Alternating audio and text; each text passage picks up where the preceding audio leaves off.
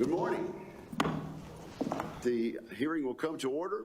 Committee on Armed Services is meeting to consider the nomination of Mr. John Phelan to be Secretary of the Navy. Mr. Phelan has had a distinguished career in the private sector. His background showcases his ability to manage complex business deals, to drive efficiency, and to deliver results. Our Navy will need someone with all three of those skills and more to get our Navy back on the right track. The Navy is up against significant challenges, and the nominee before us can be a crucial part of that solution.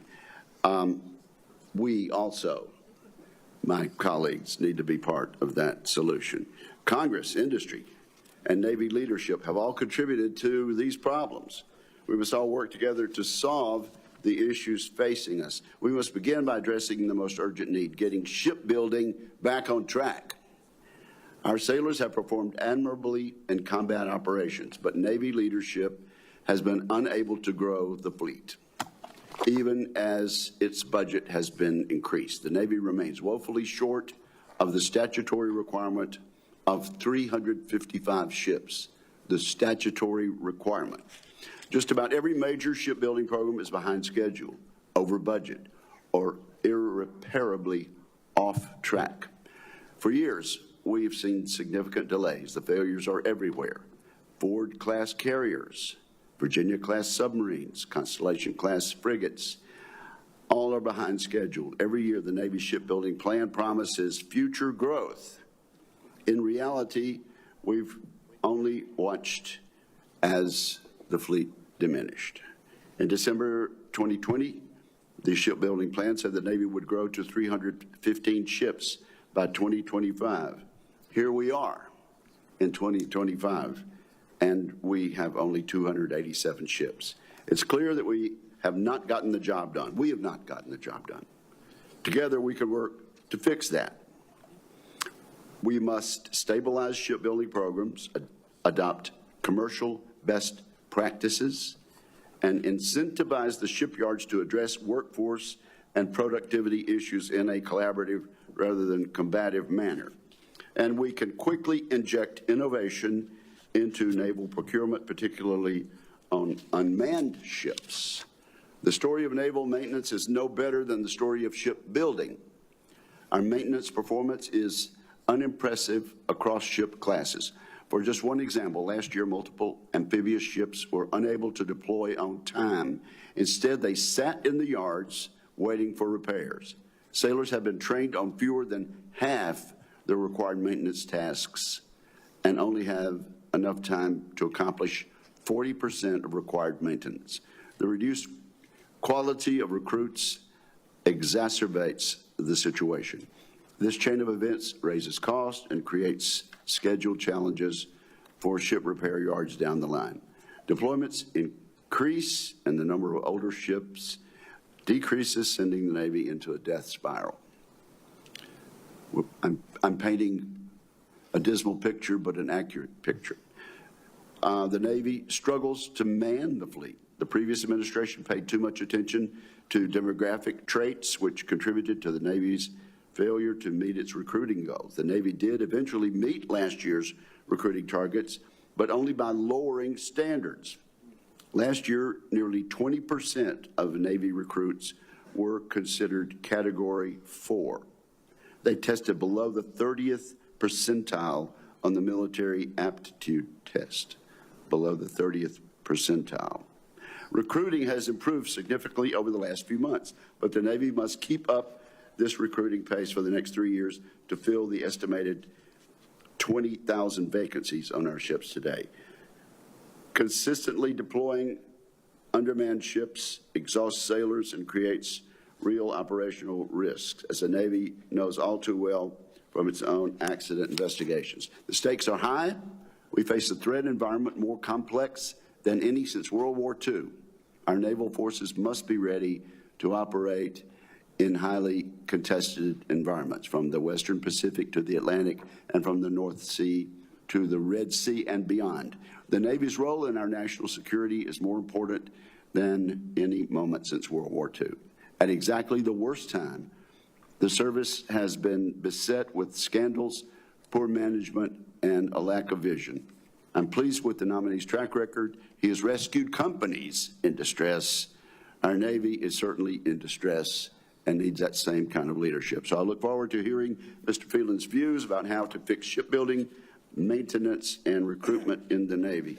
And I now recognize Ranking Member Reed for his opening remarks.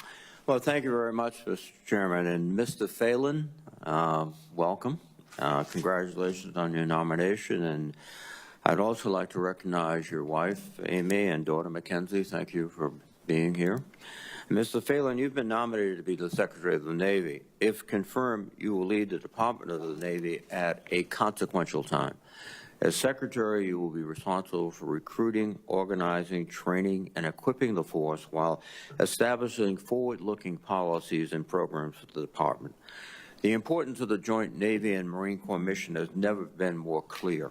For over a year, our naval forces have operated in the Red Sea and Middle East to support Israel and defend our interests in the region. The U.S. Navy vessels have successfully shot down hundreds of drones and missiles launched by Iran, Hamas, and the Houthis. And our sailors and Marines have experienced more at-sea combat than any American force since World War II. They have saved lives, protected our allies, and defended the international waterways. I salute the service members who have been involved in these operations. Mr. Phelan, you have spent your career in the private investment field. You have founded and led a number of lucrative private investment firms. However, while you clearly have experience managing large companies, you do not have any significant experience with the United States Navy or the military at large. You will have to quickly learn a great deal about a complex organization, including its hundreds of thousands of sailors and Marines, while the services face growing international threats and internal challenges. And I think you will quickly come to discover that the culture of the Navy, that should be plural, the cultures of the Navy are interesting and will present a challenge to understand. The U.S. Navy remains the finest maritime force in the world, but it has struggled to grow and maintain its fleet, as the chairman has pointed out. For several years, the service has fallen well short of its shipbuilding and deployment plans. A number of vessels, including an aircraft carrier and multiple destroyers and frigates, are behind schedule, in some cases by several years. I'd also note that the Virginia-class fast attack submarine and the Columbia-class ballistic missile submarines, which are critical for maintaining our undersea advantage and nuclear deterrent against competitors like China, are facing construction delays of over a year. These acquisition programs have a multitude of parties involved: major contractors, small subcontractors, military personnel, and civilian personnel. Each program is complex and costly. Indeed, a recent Congressional Budget Office report estimated the total shipbuilding cost for the Navy to reach its goal of 381 ships would be $40 billion per year for the next 30 years. Mr. Phelan, I'm interested to know how you plan to learn about these different acquisition programs and their unique challenges, and how you will approach getting them back on schedule and on budget. The biggest cause of delays seems to be a workforce shortage. The private shipyards in particular lost many workers during COVID and have struggled to hire and train new employees. The employees of the Navy shipyards are all federal workers, but both private and public yards need stability in funding and employment to be successful. I fear that a number of upcoming disruptions, including a possible year-long continuing resolution, Secretary Hicks's plan to slash 8% of the defense budget, or about $70 billion per year, and Mr. Hicks's plan to fire up to 8% of the defense workforce, or about 70,000 employees, will jeopardize any progress the shipbuilding programs could make. Mr. Phelan, if you have confirmed, you will be responsible for managing the fallout from these cuts within the Navy.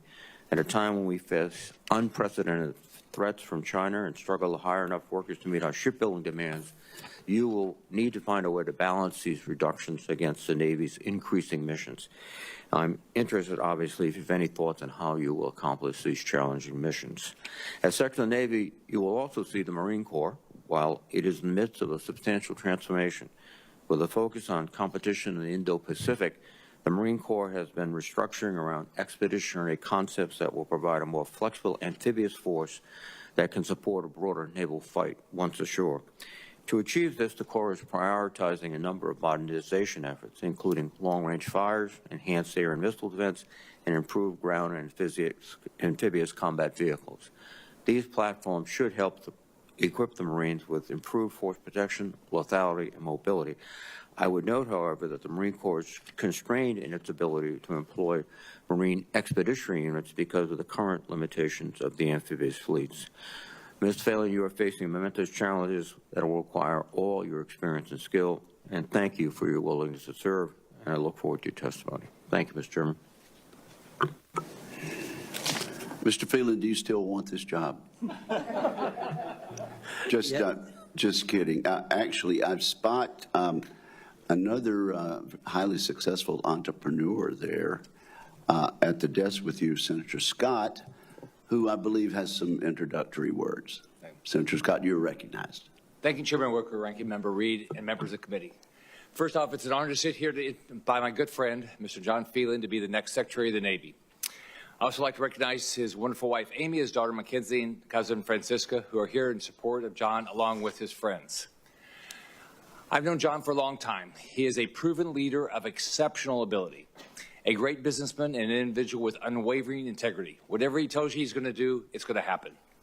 As a Navy veteran myself, I know he will be an incredible asset to our nation, leading the Navy, and he will work closely with President Trump and Defense Secretary Pete Hegseth to make the Navy a lethal force with accountability to taxpayers. John's work in the private sector shows his ability to build teams, foster accountability, and make decisions that prioritize long-term success. He also has demonstrated an ability to manage complex organizations, drive innovation, and deliver results. All talents vital in leading the Department of the Navy. As we all know, our Navy faces significant challenges: global threats from Communist China, Russia, and Iran, the urgent need to modernize our fleet, and the responsibility to recruit and retain the best talent. Another serious problem the Department of Defense has faced for years is the inability to pass an audit. I know the Secretary is fully committed in fixing this, and he needs people like John leading every single department of the military to make sure this is done as soon as possible. The issues that the Navy is facing are not just military challenges. They are leadership and management issues. President Trump chose a leader who can deliver for Americans and for the great men and women of our Navy, one who can cut through government and bureaucracy to build efficiency and lethality. That is John. His extensive business experience will bring fresh perspectives to strengthen the department and drive solutions for years to come. With his and the Secretary of Defense leadership, our military forces will be accountable to taxpayers once again. His financial management and operational efficiency background have made him a respected figure in the business world. He's very well thought of, and he will be an effective and respected leader at the Navy. I've known John for many years. I know his leadership will help drive the strategic vision necessary to maintain our naval superiority. More importantly, John is deeply committed to the men and women who serve. He respects those who put on the uniform and put their lives on the line to defend and protect our country, as each of us do. John knows that leadership is not just about numbers. It's about empowering the people in the organization, ensuring they have the trust and tools necessary to complete their mission, and understanding that his decisions can mean life or death for our sailors and Marines. I know he will never take that lightly. I look forward from hearing from John today about his vision for the Navy and how he plans to strengthen our force. I am confident that his skills, character, and expertise will make him an effective Secretary of the Navy. I look forward to the committee considering him a highly qualified candidate. President Trump was elected with a mandate. President Trump and the Secretary of Defense need a Navy Secretary who will make sure that mandate is fulfilled in the Department of the Navy. Thank you, Mr. Chairman, and I hope everybody will support my good friend, John Phelan. Thank you very much, Senator. And Mr. Phelan, you are now recognized for your opening statement. Chairman Wicker, Ranking Member Reed, and distinguished members of the committee. It's an honor to sit before you as the nominee for Secretary of the Navy. Thank you for the opportunity. I would also like to thank Senator Scott for his generous introduction. I'm fortunate to be joined here by my wife, Amy, my daughter, Mackenzie, as well as some dear friends behind me. Their unwavering support through the confirmation process has been invaluable. I am deeply grateful to President Trump for his trust and confidence in me. President Trump was right. Achieving peace through strength is essential to deterrence and protecting our freedom and our way of life. Recently, I had the humbling experience of visiting Arlington National Cemetery with Medal of Honor recipients and Gold Star family members.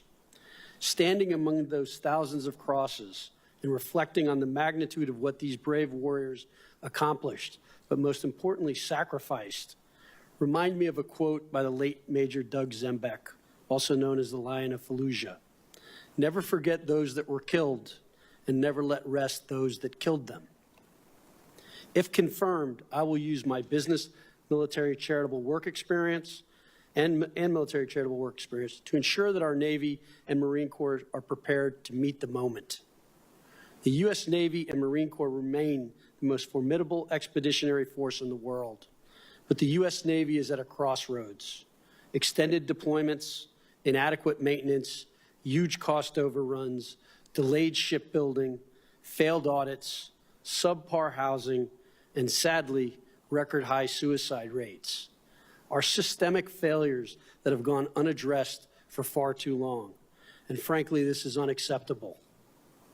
Admiral Bull Halsey put it best: all problems become smaller if you don't dodge them, but confront them.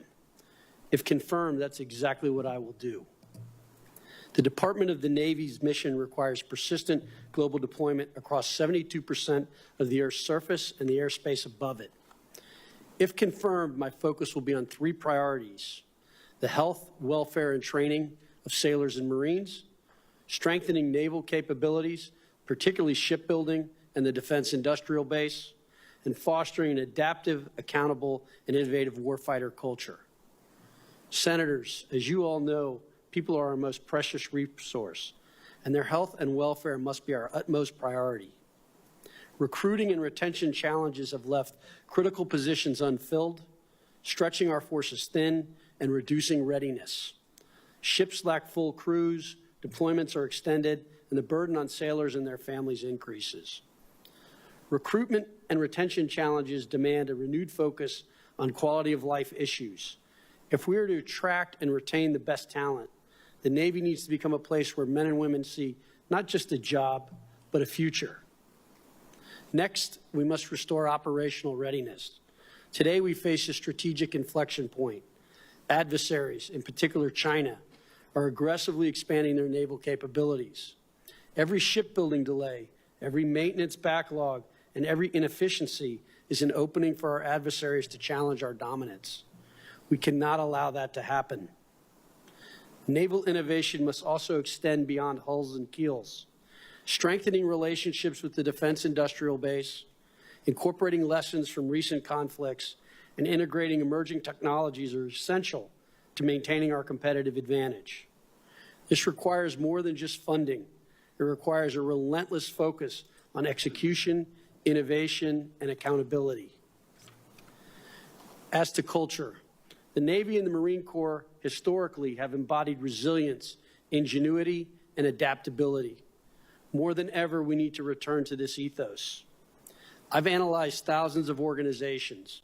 A common refrain among those that are failing is, "This is how we've always done it." Yes, there is great value in stability and tradition, which I will respect and do appreciate. But when it suffocates adaptability, innovation, collaboration, and trust, it erodes an organization's ability to win. I understand that some may question why a businessman who did not wear the uniform should lead the Navy. I respect that concern. The Navy and the Marine Corps already possess extraordinary operational expertise within their ranks. My role is to utilize that expertise and strengthen it, to step outside the status quo and take decisive action with a results-oriented approach. I do recognize the critical importance of working closely with Congress, and particularly this committee. As my father who served often reminded me, freedom isn't free. That's why I accepted this nomination, because I believe in service to those who dedicated their lives to defending this nation. Senators, if confirmed, it is my pledge to support our sailors and Marines and ensure we remain the premier maritime force in the world. Thank you, and I look forward to your questions. Thank you very much. First of all, Mr. Phelan, there are standard questions which this committee is required to ask you and which you are required to answer. So let's begin with that. Have you adhered to applicable laws and regulations governing conflicts of interest? Yes, sir. Have you assumed any duties or taken any actions that would appear to presume the outcome of the confirmation process? No, sir. Exercising our legislative and oversight responsibilities makes it important that this committee, its subcommittees, and other appropriate committees of Congress receive testimony, briefings, reports, records, and other information from the executive branch on a timely basis. Do you agree, if confirmed, to appear and testify before this committee when requested? Yes, sir.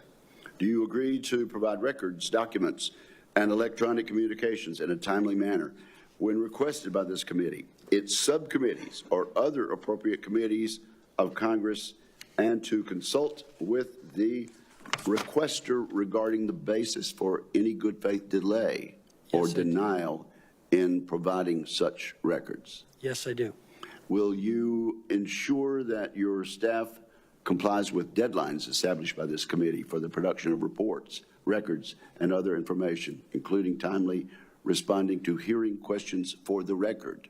Yes, sir. And there may be questions for the record today because we will have rounds of only 5 minutes. Will you cooperate in providing witnesses and briefers in response to congressional requests? Yes. Will those witnesses and briefers be protected from reprisal for their testimony or briefings? Yes. Here endeth the required questions. All right, Mr. Phelan, you have extensive experience in entrepreneurship. You testified in your prepared statement about health and welfare, about moving past the status quo in recruiting and in shipbuilding and in increasing and enhancing the industrial base through execution and accountability. What could you elaborate on what you think we need to do based on what you've heard to improve recruiting? Thank you for the question, Senator. I think there are a couple of different things. First of all, I think in the last month, as you mentioned in your opening statement, recruiting numbers have gone up, and I think that's a reflection of first the president's victory, and secondly a return to the warfighting ethos, which is really what the business of the military is. I believe a couple different things. One, we have the 250th anniversary of the Navy and the Marine Corps coming up this year. I think that's a great opportunity to show the benefits of service, and that's something I intend to take advantage of from a recruiting perspective. Secondly, I think we can do things better from a digital perspective in terms of outreach. Third, I think there's something to be learned from the Marine Corps, who's been pretty consistent in hitting their numbers. As I understand it, the Marine Corps has used the same advertising agency for over 30 years, which I believe has allowed it to build its brand and has got a very powerful message. So I think that's something else we need to focus on is the marketing and showing the benefit of serving and what a great opportunity that is for young people and what they get by serving. Okay, let's move to shipbuilding. If we threw $1 zillion at the Department of the Navy today, we couldn't build the ships because we don't have the industrial base. We've got to fix that. And I think that's why the president looked to an entrepreneur and an experienced business person. How are we going to fix our industrial base so we can get to the number of ships that are required for us to be competitive and a deterrent to adversaries that are working together like they've never done before: Iran, Russia, North Korea, and Communist China? Thank you for the question, Senator. I know this issue is important to you, and we spent some time together when I met with you in the office. I think this is a critical task. The president has been very consistent when he spoke with me, shipbuilding, shipbuilding, shipbuilding. I think if confirmed, I intend to go visit the shipyards. I look forward to hopefully visiting it with you in Mississippi, because I know you've done an exceptional job in the shipbuilding there. And I think we need to take some of the best practices from those yards, some of the best practices from some of the foreign yards as well to learn. But we have to reinvigorate the industrial base in America. That could come from a couple of different angles. I think the SHIPS Act, I know, is something that's being considered. I think there's some very good ideas in the SHIPS Act in terms of trying to reinvigorate the industrial base, such as opportunity zones for shipbuilding. And I think that if we can incent the private sector in the right way, and I think that's by telegraphing demand, then you will get the private sector to actually invest in these yards. And I think that that's an important thing. And then I think it's also making a career out of having the appropriate skill set in the workforce. And that comes from training and having proper programs. I think these are things that I have experience with businesses that I've run in terms of construction companies, and how to create an apprentice program that attracts people and also makes sure your most talented, skilled labor doesn't leave so quickly and actually passes on those skills. Mr. Phelan, when a shipyard welder can go outside the gate and work at a convenience store for a competitive price, that has got to be fixed, does it not? It does, sir. That needs to be analyzed and looked at, and you can't have that kind of wage differential for those types of different jobs. All right. Thank you very much for your testimony. I'm going to recognize the distinguished ranking member for questions and hand the gavel to Senator Cotton until I'm back from another hearing. Thank you, Mr. Chairman, and thank you, Mr. Phelan. Let me zero in on one aspect of the shipbuilding, and that's submarine construction. As I pointed out, and as you well know, we're behind. And in addition to being behind, we've already made commitments to Australia to provide attack submarines, and that increases the demand on the system. Fortunately, we've been trying to increase funding for submarine construction. I must commend the chairman for his efforts last year to include $5 billion. But let me just ask you, how do you evaluate the importance of submarine, not only the Navy, but the national defense? And how do you propose to secure sufficient funds to get us back on track? Thank you for the question, Ranking Member Reed. I appreciated the time we spent talking about this, for sure. Look, I think it's the Columbia submarine program is incredibly important. It's the most important nuclear deterrent we have. It's the most resilient, survivable one that we have. I think that I need to really get in there and dig in and take a look at what exactly is causing the delays. I'm a big believer in what we call kind of root cause analysis. I think there's a lot of this going on between requirements, contractors, workers, and I've not had the benefit of visiting the yard. I look forward to doing that with you, if confirmed.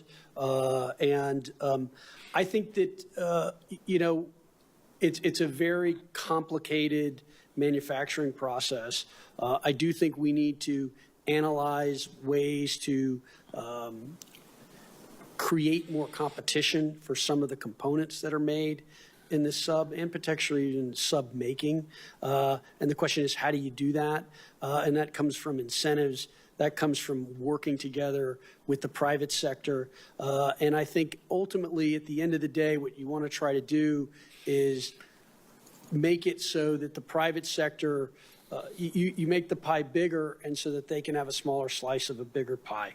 And I think if we can create the right incentives, that's the right way. I think one of the things, again, and I've not reviewed contracts, from what I can see, I'm candidly fearful of what I'm going to find when I read some of these contracts and get in there in terms of their pro to the private sector side.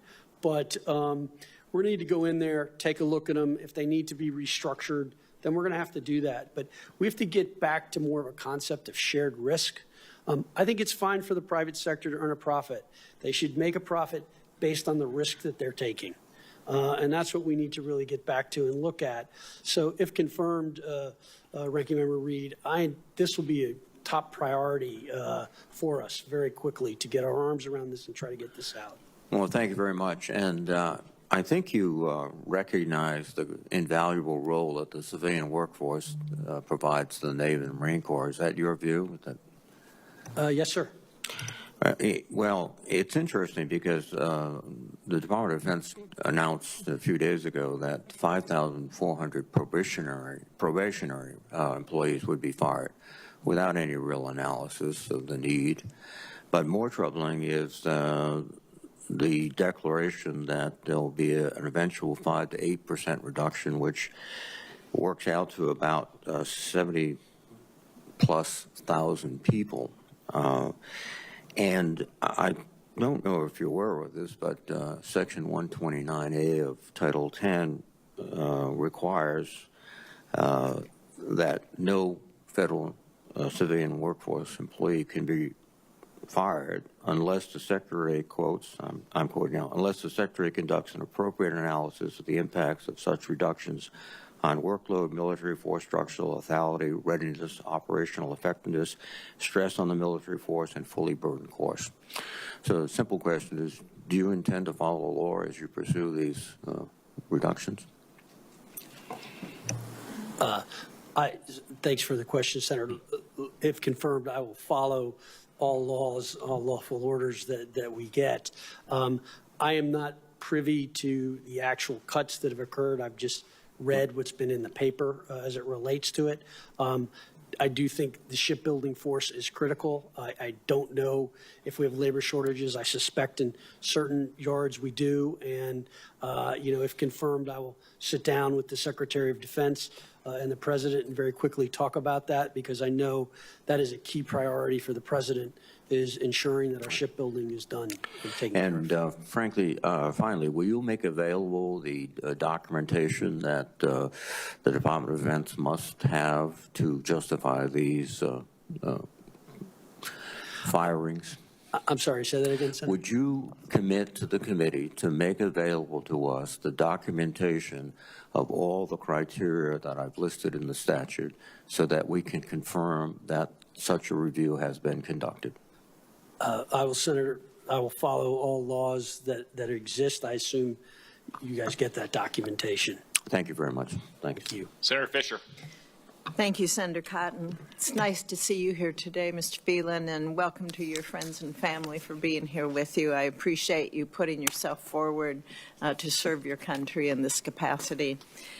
Mr. Phelan, in your advanced policy questions to the committee, you stated, quote, if confirmed, I will ensure the department complies with existing statutory requirements to continue funding development of the nuclear sea-launched cruise missile, unquote. Do you stand by that statement, yes or no? Senator, I think the nuclear sea-launched cruise missile is a very important program. I have not been read in on the briefings on that, but I know it is a critical component to our defense. And will you follow those statutory requirements? Yes, I will. Thank you, sir. To follow up on the shipbuilding part that's been discussed by the chairman, the Strategic Posture Commission recommended the establishment of additional shipyards dedicated to nuclear-powered ships and submarines. If confirmed, would you be open to exploring that option? Yes, I would, Senator. I think it's a very important part of our strategic focus. Thank you. What we've learned from the war in Ukraine is that the United States Defense Industrial Base was not equipped to scale up production rates of munitions for these modern conflicts. Is it your view that the United States must further increase munition production capacity? Yes, Senator. I think we're at a critical shortage, and we have far too much dependence on one facility. Do you have any initial thoughts that you can share with us about steps that maybe you would be taking to ensure that the Navy has the munition stockpiles that are required to meet the needs of the combatant commanders? Yes, Senator. I think, as you know, we are short munitions, as we've seen. I think we need to create more of a manufacturing base and incentivize more munitions plants in order to supplement what we already have. So if confirmed, I intend to focus on this very quickly and get that resolved, because I think we're at a dangerously low level from a stockpile perspective and as well as new. So I will use the skills that I had in the business world in terms of incenting. And I think a lot of that also comes with working with you and the committee and the Congress, because we do need to send signals to the private sector to incentivize them to build these plants to get going. So ordering and giving them a contract to build, I think, will be critical. And I'd like to believe we should be able to create a win-win between the private sector and for the taxpayer of the United States. You mentioned contracts with the shipbuilding, too, to be able to do a review of those contracts to make sure that there are incentives, that private companies can make profits with that. You mentioned contracts again now. Would you look at that as well in depth on current contracts that we have with regards to our munitions, and if maybe what we're looking at here are roadblocks in being able to move ahead with being able to provide these munitions? Thank you for the question, Senator. Yes, I intend to sit down day one, and we are going to go through every contract that we have and understand what exactly they say and what flexibility they do or do not give us, what contract needs to change or not change, and why. I intend to do the same thing as it relates to an audit. I need to understand why the Navy cannot pass an audit. The Marine Corps has done it 2 years running now. They deserve a lot of credit for that. I think that's a great thing. We are going to change and create much more accountability and understanding, because all of these things affect readiness. And as I said in my statement, readiness is critical. And I think we're at a very critical inflection point, particularly versus our peer or near peer adversaries. So these are all things that are a reflection of a culture, as I mentioned, in decay. We really need to have a tight focus on these things. If we don't know where our inventory is, how can we have a training mission? I've heard stories of training missions that are failed because the equipment wasn't there, and so we ended up losing that money, and that's not good. Thank you very much, sir. Thank you, Senator Cotton. Senator Shaheen. Good morning, Mr. Phelan. Congratulations on your nomination. Welcome to your family and your friends who are here with you. Last week, Secretary Hegseth issued a memo to the Defense Department, which we've referenced already, but it asked the services and the Joint Staff for proposals to cut the defense budget by 8% every year for the next 5 years. The memo provides a handful of exemptions, including for the Virginia-class submarine program and military construction in the Indo-Pacific only. It does not provide an exemption for our country's maritime industrial base. And I'm actually concerned that Secretary Hegseth may not be aware of the work that the Navy is doing to modernize our public shipyards. It's something that we discussed when you were kind enough to meet with me. But because in his questions for the record following his own confirmation hearing, Secretary Hegseth said, and I'm quoting here in his statement, the Navy has not made investments to modernize our 4 public shipyards. Mr. Phelan, that simply is not true. The Shipyard Infrastructure Optimization Plan, or SIOP, which we discussed a little bit when we met, is a 20-year, $21 billion investment to make sure that our shipyards are ready to meet the needs that our Navy has into the next century.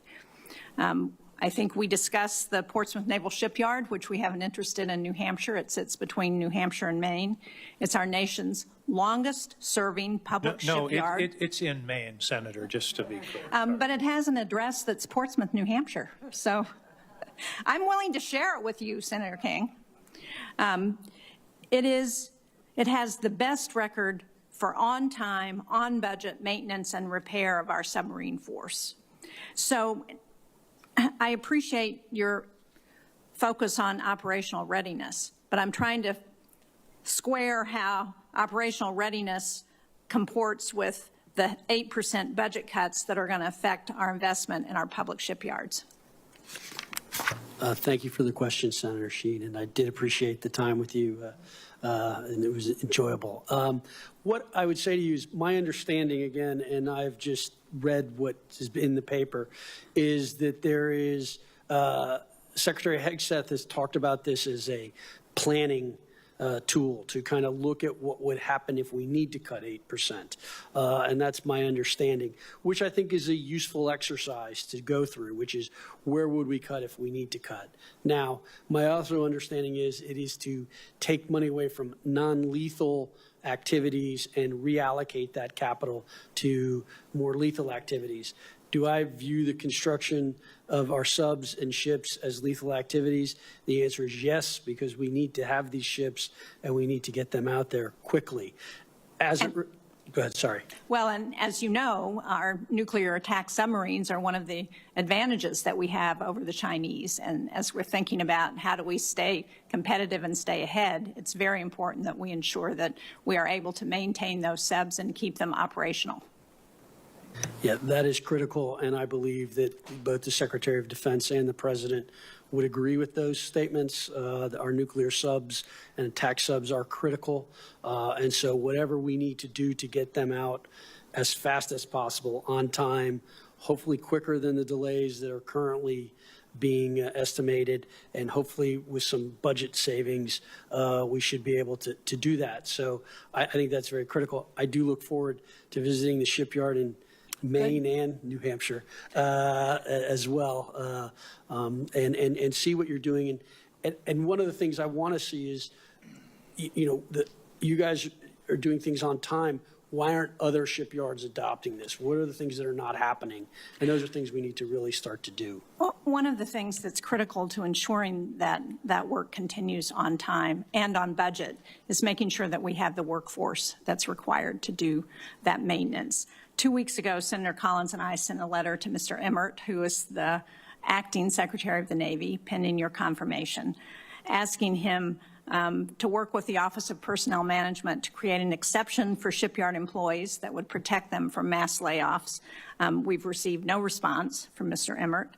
The Pentagon is reportedly preparing to fire up to 75,000 civilians, as Senator Reid said. Portsmouth, I think, cannot afford to cut its workforce. In fact, they need to hire 550 workers annually just to keep up with the Navy's demand for submarine repairs. So can you commit to this committee that you're going to engage with OPM to protect our employees who are necessary to ensure that they can do the maintenance that's required for our nuclear subs?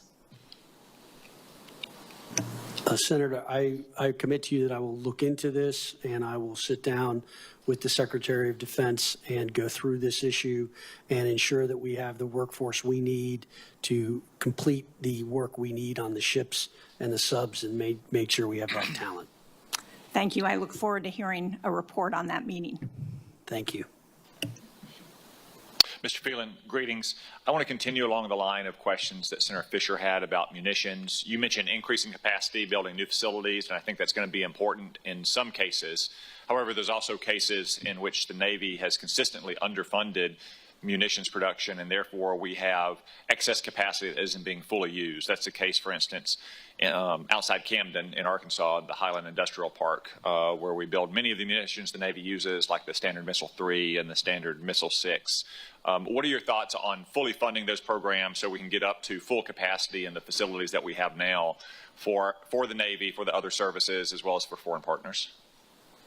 Thank you for the question, Senator Cotton. I know it's an issue important to you. Appreciated the time we got to spend in your office. If confirmed, I will look into that. I think it's crazy to not have facilities running at full capacity. So if you're under capacity, it just raises expense in effect. It's one of the things I've noticed when I've looked at all these different weapons programs. It seems like the next missile costs more than the first missile, so you have no economies of scale. that is a prescription for bankruptcy. I don't understand how the second and third one is not less than the first one. And that's something, if confirmed, we intend to dig into very hard and understand. And I do think having more flexible manufacturing when you have excess capacity in plants that are already making munitions, we should absolutely make sure that we're taking advantage of that capacity.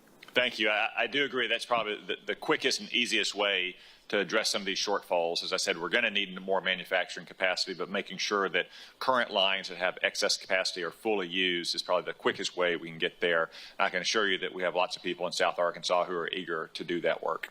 One other point I'd like to make is just to encourage you, once confirmed, to work with our State Department on foreign military sales.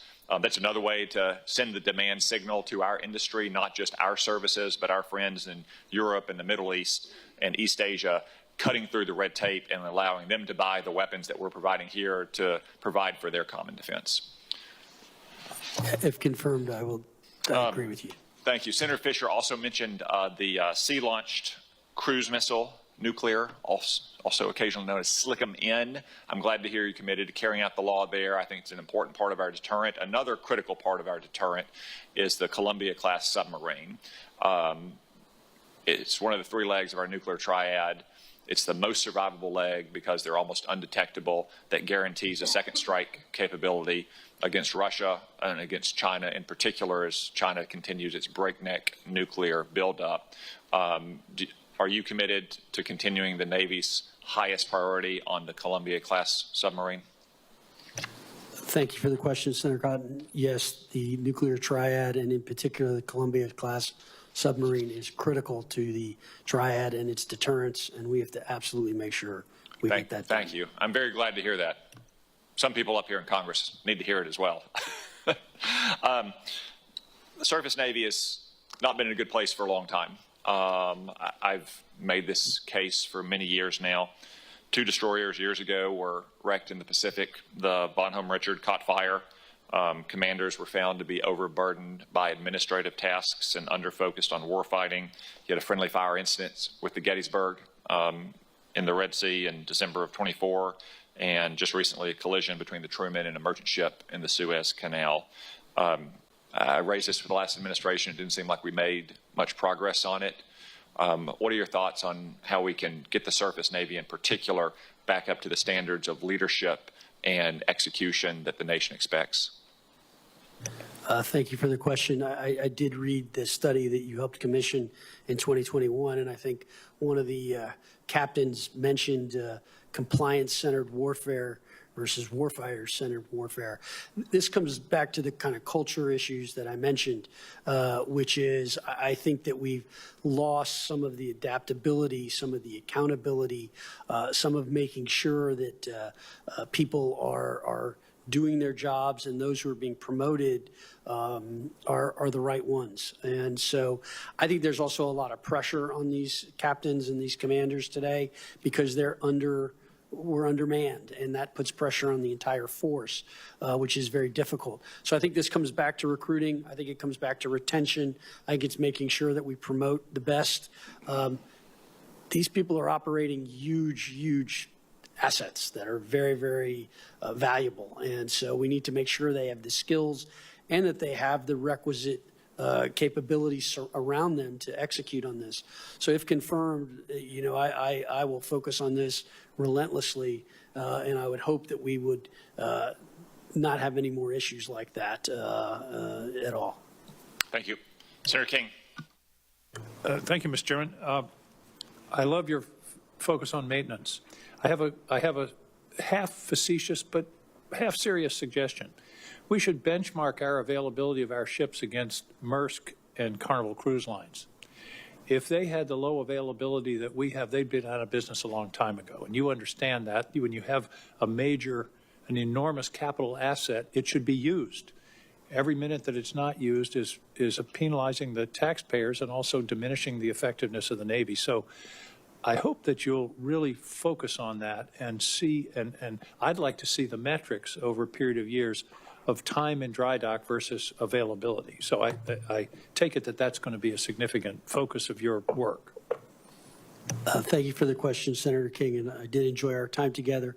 I jokingly say that President Trump has texted me numerous times, very late at night, sometimes after 1 a.m, of rusty ships or ships in a yard, asking me what am I doing about it, and I've told him I'm not confirmed yet and have not been able to do anything about it, but I will be very focused on it. So I view it as a critical issue, as you and I do, and I think your idea about benchmarking versus some of those other private sector companies is a very good idea, and understanding how they keep these things running is very important. I know under a prior secretary, before they used Southwest Airlines to come in to help with our planes and getting more efficient. So I think there's a lot of best practices to be shared across the two, and I'm hoping with my relationships and contacts in the private sector, we should be able to do that. And I loved it when you said, we've never done it that way before is not a sufficient excuse. We've got to be looking forward, not backward. And that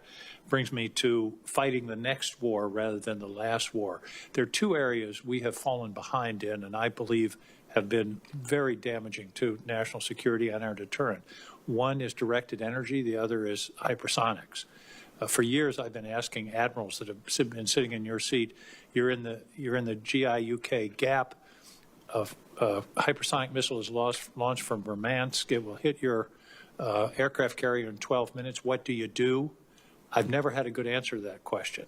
We've got to be able to answer that question. If part of our deterrent and our strategy is forward-based naval assets, we've got to have defensive capability as well as offensive capability in hypersonics. Do you take that as a mission? I do, Senator King. I believe, as I think Mr. Feinberg the other day mentioned, hypersonics is a key component to our defense, and we seem to be behind, and I believe we need to focus on that. I think it's to directed energy. You and I spoke about this when we met. I believe that recently the Navy executed a successful directed energy defense against drones in the Red Sea. I think it was the Helios program, which was very effective. I think it's a very smart way to deter drone attacks. Using $2 million missiles to take out $30,000 drones is not a model that's going to survive. Not very businesslike. No. And the directed energy, I think, is about 50 cents a shot once you have the device there. And I do appreciate that finally the Preble and the Helios system are in the Red Sea. It's taken an awfully long time. So that's one I hope you'll follow up on. The next major surface combatant is called DDX. It's a successor to the DDG, which is being built now in Mississippi and in Maine. By the way, I want to invite you both to the ill-named Portsmouth Naval Shipyard and to Bath Iron Works, where the DDGs are built.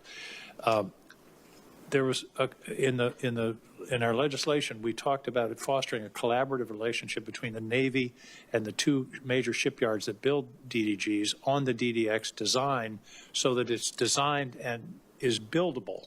One of the problems is design is separated, and then you go to build it, and it's very, very expensive. I hope you will commit to continuing that collaborative relationship and actually stepping it up, because I understand it has faltered to some extent. Thank you for the question, Senator King. If confirmed, I look forward to visiting Maine and New Hampshire with you. Yes, I think I'm very focused on that. I think understanding, I've been trying to spend as much time trying to understand how the whole process works. I read a book about how the B-2 bomber was designed by 12 people, and I believe when I met with Senator Ernst, she had mentioned to me that I believe on one ship we have 800 people designing a ship. So I don't know how you build something with 800 people. It just adds to requirements. You get mission creep. Collaboration between the Navy and the shipbuilders, I think, would bear fruit for the taxpayers as well as the buildability of the ship and the time to getting there. Thank you very much. Workforce and shipbuilding, I wanted to talk about. Believe it or not, parking and child care are issues in workforce, and that's something. It doesn't sound like it would be a Navy project to build a parking garage or a child care center, but that's absolutely necessary in order to maintain the workforce in the shipbuilding and the economy that we're in today. I hope that's something you'll attend to. Yeah, as I mentioned in my opening statement, quality of life issues are something we need to focus on, and if confirmed, I will certainly look into that. That's it. Thank you very much, Mr. Phelan. Thank you for your testimony, and thank you for your willingness to serve your country. Senator Ernst. Thank you, Mr. Chair, and good morning, Mr. Phelan. I want to start by welcoming you, saying thank you for stepping up for this position and to your family as well. Thank you so much. Now, we've talked about this, but I've long been committed to cutting waste in Washington, D.C., and even the areas that are very, very important to me, like the Department of Defense and the Navy as well. They are no exception. So the Department of the Navy receives about 30% or a little more of the defense budget, but there's a lot of financial mismanagement, and we have audit failures that are persisting there. So what reforms will you implement to ensure budget accountability and financial transparency throughout the Department of the Navy? Thank you for the question, Senator Ernst. I know that's a topic important to you, and I appreciated the time we spent in your office. I think, as I mentioned, you know, in the private sector, if you fail an audit, two things happen. You either go to jail or you get fired.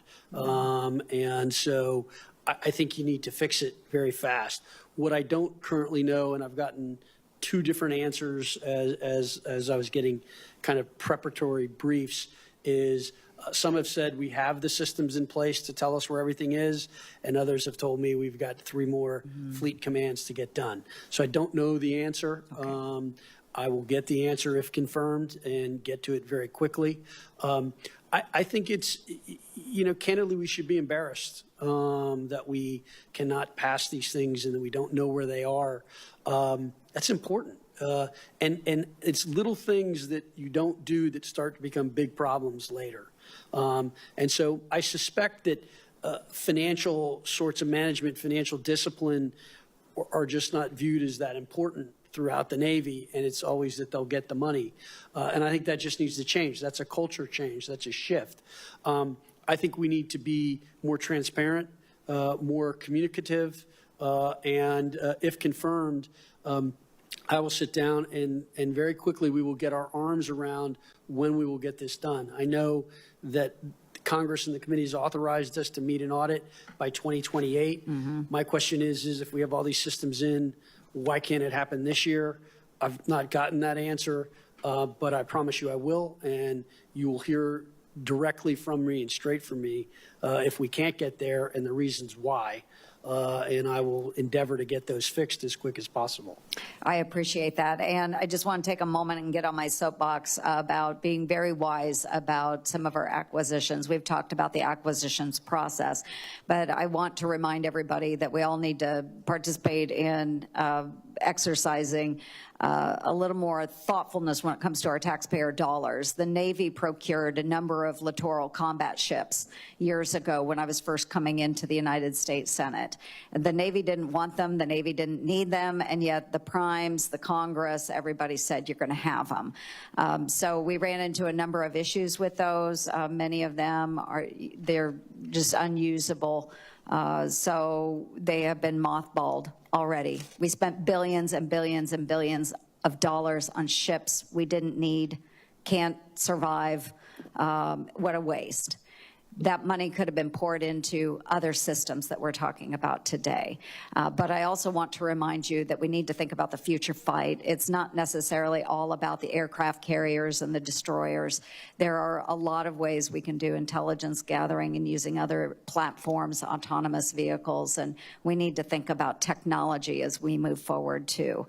So we don't have to rely solely on these ginormous prime systems that are out there. So with that, and just very little time remaining, we do still have a lot of personnel and workforce challenges, but also the supply chain struggles, which have left many of our ships waiting for critical spare parts and maintenance. We have about a $1.8 billion backlog of deferred maintenance. What are your thoughts on getting to those backlogs? How can we reduce that? Thank you for the question, Senator. Look, important, very important problem we have that we need to get focused on very quickly. I think in terms of understanding the maintenance backlogs and the issues, again, I need to get in there and go take a look and understand what's happening and why. I've heard different things. It's almost, I feel sometimes when I've been in these preparatory meetings that it's like a contractor doing a project. It's always someone else's causes and problem. So until we can get to the root cause, I can't answer your question optimally, but if confirmed and once in, I will get my arms around this very quickly and do that. I think to your point about having the right arsenal, the right tools, I intend to sit down with the combatant commanders to better understand what it is they need and why. I think there are a lot of learning lessons from the recent conflict. I think there's a lot of implications on the Navy in terms of what's happened in some of these recent conflicts and understanding what weapons we need. Most important, we can't fight yesterday's fights. We have to fight tomorrow's fights. So incorporating all that, I think, will be very important and critical. Wonderful. Thank you very much. Thank you. Senator Rosen. Thank you, Senator Cotton, and thank you, Mr. Phelan, your family, for being here today. As we discussed in our meeting, Nevada is proud to host Naval Air Station Fallon, home to Top Gun and our nation's premier area carrier air wing, and our Navy SEAL training centers. The Nevada delegation worked for years with the Navy, federal agencies, and local and tribal governments to pass modernization for the Fallon Range Training Complex into law, which we did in 2023 in our NDAA. Modernization is going to expand that range by 600,000 acres. The Navy's in phase 1 of this modernization, currently working to meet the requirement under law that grazing permit holders who will no longer be able to graze their livestock anymore, receive full and complete compensation for their lifetime of losses, as the Navy needs this land to modernize. As the Navy goes through the process of appraising the loss of these permits, it is critical that my ranching community, our ranching community in Nevada, and Nevada stakeholders are adequately and fully compensated. Unfortunately, the first payment offers to ranchers in the B16 range have been well below the estimated value of the land. Appraisals must consider FSA loans, groundwater availability, and the lifetime value of the permit and business. I understand these meetings between the Navy, impacted ranchers are happening regularly, and these specific concerns have been raised extensively. So, Mr. Phelan, will you commit to reviewing and reassessing the Navy's payment offers based on the latest input your team in Northern Nevada has received to ensure that every single permittee holder in Nevada is made whole? Senator Rosen, thank you for the question. I appreciate the important work you've done on this issue, and I know in our meeting we spent a lot of time on this. As I mentioned to you in our meeting, I have a great appreciation for multi-generational owners of land and how they feel about it and trying to get the right thing. Fallon is a very, very important base. It's a critical training both for air and for our SEALs. And if confirmed, I will look into this matter, as I mentioned to you, and make sure that we create a fair deal for those landowners and for the American taxpayer. So I'm going to ask you for a specific commitment. I'm willing to set up the Zoom with key members from your team, the appropriate members who need to be at the table, and my constituents who are having these issues to have them, I'll make it on a Zoom, all be in the Zoom room so that they can connect, that they can talk to each other, because this is what has been missing. Will you commit to helping me to organize that as quickly as possible? Senator, I'm happy to have that Zoom call on us to go through that, if confirmed. Thank you. The other issue we have in Fallon, of course, rural Nevada, is the remoteness of Fallon Naval Air Station. It's a major asset. It provides, as you know, the range space needed to ensure that our fleet is deployable and operationally ready. The base has been designated a remote duty installation since 1989, and quality of life challenges accompany it. It is the only Navy base in the continental United States designated as a critical housing area. Housing's in very short supply, well, not just in Nevada, I know across the country, but the vast majority of those stationed at Fallon either live in Reno or Carson City, which are both about an hour away. And so the Navy anticipates entering into a public-private venture to build 172 new homes in Fallon, but more infrastructure is needed to support the mission as we expand, and we need more firefighters. And we also have to expand our existing wastewater treatment, the infrastructure.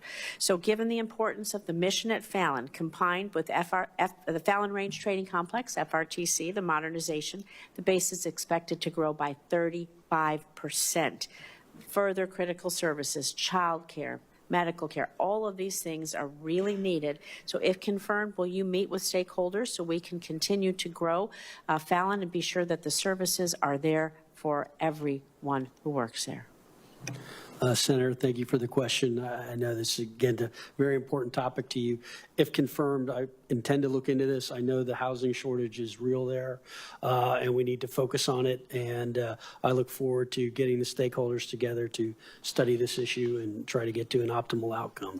Thank you. I appreciate it. The importance of Fallon Naval Air Station on our operational readiness, the readiness of our naval aviators, our Navy SEALs, some of our special operations is critical so that we expand this base. We have the services, so we are ready to do whatever we need to, servicemen and women, and support them. It's critically important. Thank you. Senator Sullivan. Thank you, Mr. Chairman. Mr. Phelan, thank you very much for your willingness to serve and your family. I appreciate your willingness to take a lot of time with me in a couple meetings, and I'm looking forward to supporting your confirmation. This chart here depicts, I think, the biggest challenge going to be facing you as Secretary of the Navy. I think it's the biggest challenge facing our military. And that's the challenge of the Chinese Communist Party's PLA is on pace to surpass a 400-ship Navy this year, and by the end of 2030 is on pace to have about 120 more ships compared to our very weak shipbuilding attempts. In 2023, China added 30 ships to its fleet, 15 of which were large surface combatants. We added 2. I think that's going to define the tenure of your time as Secretary, whether it's successful or not, if we can start to address this challenge. Fortunately, as you're seeing in this hearing, you will have very strong bipartisan support. Once you get in, take a look under the hood on exactly how we need to address this. Let me ask one question. One of the things that hasn't come up yet is the ability to work with our allies to make use of their existing shipbuilding capacity, lessons learned from their shipyards, potential investments. President Trump has expressed an interest in that kind of idea. Do you have any thoughts on that? Thank you for the question, Senator Sullivan, and appreciate it. Appreciate the time we spent together. Look, this is a critical issue. I think all options have to be on the table. We cannot fall behind. We're already too far behind. So I think that we have to definitely look at expertise and skill that foreign partners have, whether that means they build components. We need to look at that. Or, you know, as you know, Hanwha has recently bought the Philadelphia shipyard, so they're going to look at enhancing that and making that better. So bringing their capital and skill sets here, I think, will be important. I think this is very, very critical thing you've pointed out. Let me ask this real quick. There's a lot of focus on different surface and submarine warships, all the different platforms. Can you commit to me, and you and I have talked about this, to keep an eye on the amphib fleet? The GAO recently came out with a report saying the readiness in the amphib fleet is in a dismal state. Less than half of all the ships in our amphib fleet, including 4 of the 9 big deck amphibs, are not deployable. Can you work with me and this committee on that very important issue? As you know, we got in the law a couple of years ago an amendment of mine saying a minimum of 31 amphibs, 10 big deck amphibs. The last Secretary of the Navy literally ignored that. I'd like to get your commitment to work with me so the Marine Corps can have 3 MU ARGs to deploy around the world, which is a huge force capability for the United States. Thank you, Senator. I know this question and issue is very important to you. I'm glad you raised it. Yes, I will look into this and work with you on this. And I know this committee's passed it and it's a law, and we need to try to meet that. Thank you. Let me, the ranking member mentioned Marine Corps force design. That's an innovative approach the Marines have taken. I think some of us believe that there's been too much combat capability cut out of the Marine Corps. Can you work with me in this committee on making sure that we have a proper balance on innovation with regard to the Marine Corps, but not getting rid of so much amphib and Marine Corps combat capability? And also, the Marines had previously looked at a UDP program. They have one in Norway for cold weather training. They looked at that in Alaska. Can you work with me on doing that as well in terms of the overall focus on Marine Corps force design? Yes, Senator, I look forward to working with you on that. Finally, I won't disappoint my colleagues here on the committee. Can I get that next slide?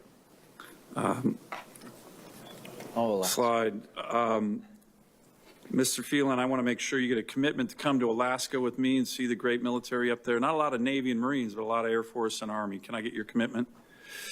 Yes, I look forward to it, Senator. So right now, Alaska's on the front lines of great power competition. This is a slide I've been showing.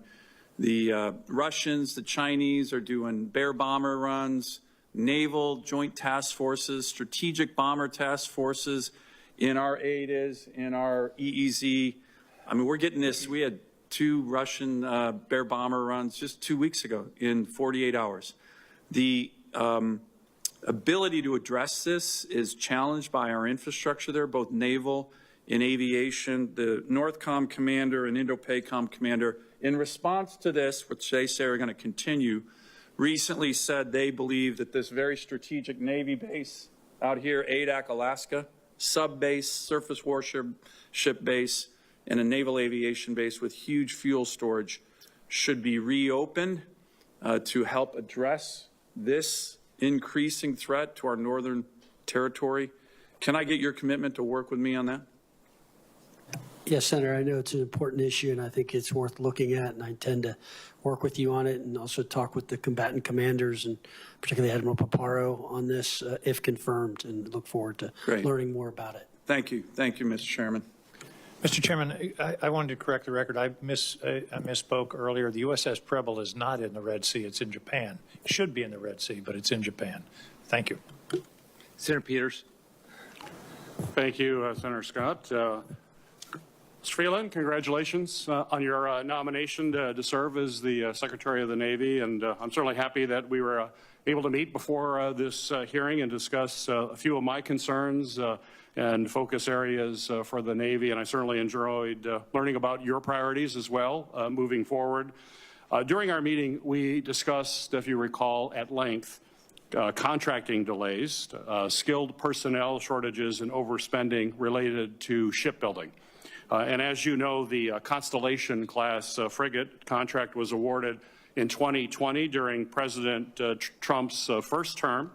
Unfortunately, it's experiencing delays with an expected delivery date of 2029 instead of 2026. And now, while some of this delay was certainly caused by industry, unfortunately, a good portion of that blame can be squarely put on the Navy. So my question for you, sir, is if confirmed, how will you collaborate with Congress and industry to ensure timely delivery and sustainment, specifically of the Constellation-class frigate? Thank you, Senator Peters, for the question, and I did enjoy our time together. This program is a mess, what it looks like. If confirmed, I plan to dig into this very quickly and understand the issues, and we'll come back to this committee very fast with the knowledge that we have as soon as we get to the root cause of the problem. Most of what I've seen it's come from what I've read. I don't know if it's requirement creeps. I've heard that we were using 80% design of an existing and only modifying at 20, and that's now been reversed to 80% customized and 20% standardized. I think we now have a frigate that potentially looks more like a carrier or a battleship, actually, or a destroyer, I would say. Again, I don't know until I get in there and go take a look at it. There are a number of issues, and there's a lot of pointing fingers at one another. If confirmed, I pledge to work with you on this and get our arms around this and get this resolved quickly and understand what we need to do. Well, I appreciate that. Roughly 40% of the Constellation-class frigate workforce is comprised of Michiganders, and I'm extremely proud of that workforce, and also very proud of the versatile mission and the capabilities of the frigate from air, surface, electronic, and anti-submarine warfare. But my question for you, sir, is if confirmed, do I have your commitment to support the Constellation-class frigate program? We've got to work through all of these challenges, but as a long-term cornerstone of the fleet due to the critical role that it will play in those various domains? Thank you for the question, Senator. As I said, I will look at this and work both with the Secretary of Defense and the Deputy Secretary of Defense to understand all of the programs we have and how they all fit and how this important program fits in. And so once I've had an opportunity to do that, I look forward to coming back to you to discuss it. Very good. I appreciate that. Mr. Phelan, in 2023, then Secretary of Navy Carlos Del Toro announced a new maritime strategic plan to conduct national whole-of-government efforts to transform U.S. and allied naval and commercial maritime power. The Michigan Maritime Manufacturing Initiative was formally launched at that time within the Maritime Strategy Strategic Plan. And through the initiative, the Department of Defense is implementing pipelines and programs targeted to meeting the Navy's demand signal for thousands of new workers that will be necessary for this and jobs across my state as well as all across the Great Lakes region. So my question for you is, how do you plan on using the submarine industrial-based funding to partner with states like Michigan, who are industrial states and manufacturing states, particularly precision manufacturing, that can play a key role in addressing supply chain and workforce challenges in this highly technical field? Thank you, Senator, for the question. Look, I think Michigan has a great tradition of manufacturing and industrial capability. I think that we need to look across the country to find the appropriate expertise and skill set and workers to do what is a highly complex manufacturing process. The fact that some of those skills already reside there is obviously an advantage and an important advantage. So if confirmed, I will look into that, and this is, as I said before, an utmost priority is making sure that we can ensure that our subs are done on time and on budget. Right. Thank you. Thank you, Mr. Phelan. Thank you, Mr. Chairman. Thank you. All right. Mr. Phelan, let me just ask a couple questions. First off, can we put up we have a picture. I just want to get your reaction. I don't know if you've seen this picture yet. This was the USS Dewey, the Singapore last week. How does it make you feel? Please don't give it to President Trump, because I'll get a text at like 1 in the morning. So I'm taking over the White House right after this, so you'll know exactly what your expectations are. Yeah, I think that's it's terrible. I think they should be ashamed. I mean, would you want to go on that ship? No, I served on a ship. If this happened on our ship, we would all been painting all night long. We had to constantly paint the darn ship. I mean, we never would go into a port where when I was in the Navy, it looked like this. So it was pretty disgusting. So you've heard those stories. We don't have enough ships. We can't build ships. We're not building the right ships. Recruiting's bad. Retention's bad. Maintenance is bad. So give me, what's your pitch? What's your, so you're a business guy. You took over, you've dealt with troubled companies before. And so how would you do it?